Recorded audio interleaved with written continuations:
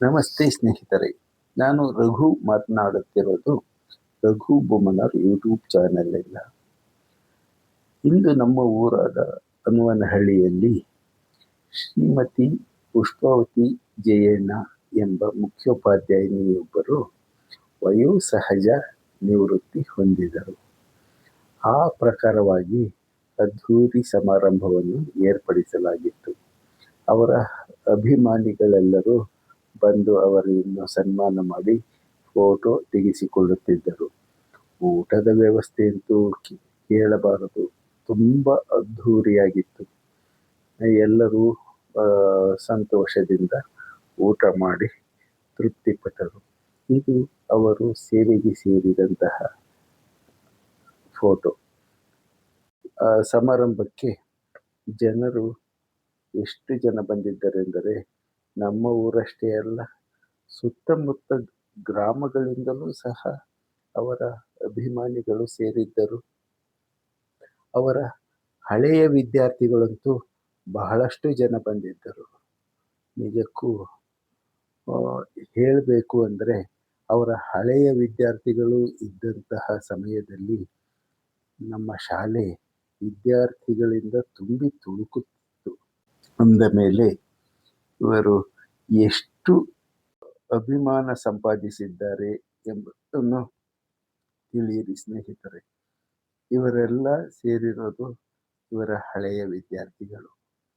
ನಿಜಕ್ಕೂ ಅವರನ್ನು ಪುಷ್ಪಾವತಿ ಜಯಣ್ಣ ಇವರ ಬಗ್ಗೆ ಮಾತನಾಡಿಸಿ ಅವರ ಬಗ್ಗೆ ಹೇಳಿ ಎಂದಾಗ ನಿಜಕ್ಕೂ ಹಳೆಯ ನೆನಪುಗಳನ್ನೆಲ್ಲ ಮೆಲುಕು ಹಾಕಿ ಹಂಚಿಕೊಂಡರು.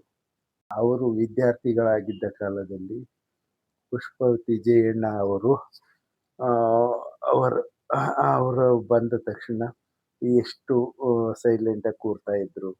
ಆಮೇಲೆ ಅವರ ವ್ಯಕ್ತಿತ್ವ, ನಿಜಕ್ಕೂ ಎಲ್ಲದನ್ನು ಅವರು ಹಾಡಿ ಹೊಗಳಿದರು.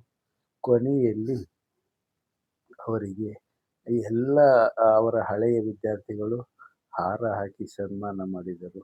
ಅವರ ಜೊತೆ ಫೋಟೋ ತೆಗೆಸಿಕೊಂಡರು. ನಿಜಕ್ಕೂ ಈ ಕಾರ್ಯಕ್ರಮ ಸಂತಸದಾಯಕವಾಗಿತ್ತು. ಸವಿ ಸವಿ ನೆನಪು, ಸಾವಿರ ನೆನಪು, ಸಾವಿರ ಕಾಲಕ್ಕೂ ಸವೆಯದ ನೆನಪು, ಎದೆಯಾಳದಲ್ಲಿ ಬಚ್ಚಿಕೊಂಡಿರುವ ಅಚ್ಚಳಿಯದ ನೂರೊಂದು ನೆನಪು.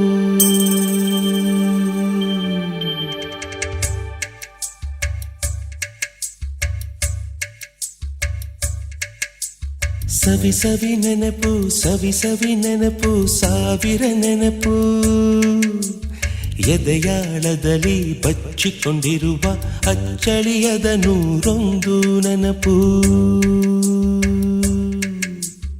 ಏನೋ ಒಂದು ತೊರೆದ ಹಾಗೆ, ಯಾವುದೋ ಒಂದು ಪಡೆದ ಹಾಗೆ, ಅಮ್ಮನ ಮಡಿಲ ಅಪ್ಪಿದ ಹಾಗೆ, ಕಣ್ಣಂಚಲ್ಲಿ ಕಣ್ಣೀರ ನೆನಪು.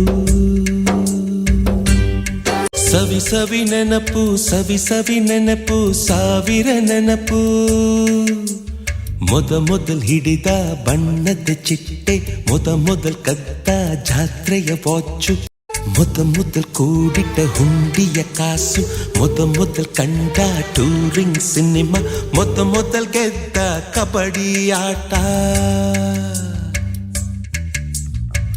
ಮೊದಲಿದ್ದ ಹಳ್ಳಿಯ ಗರಿಮನೆ, ಮೊದಲಿಂದ ಕೈ ತುತ್ತೂಟ, ಮೊದಲಾಡಿದ ಚುಕುಬುಕು ಪಯಣ.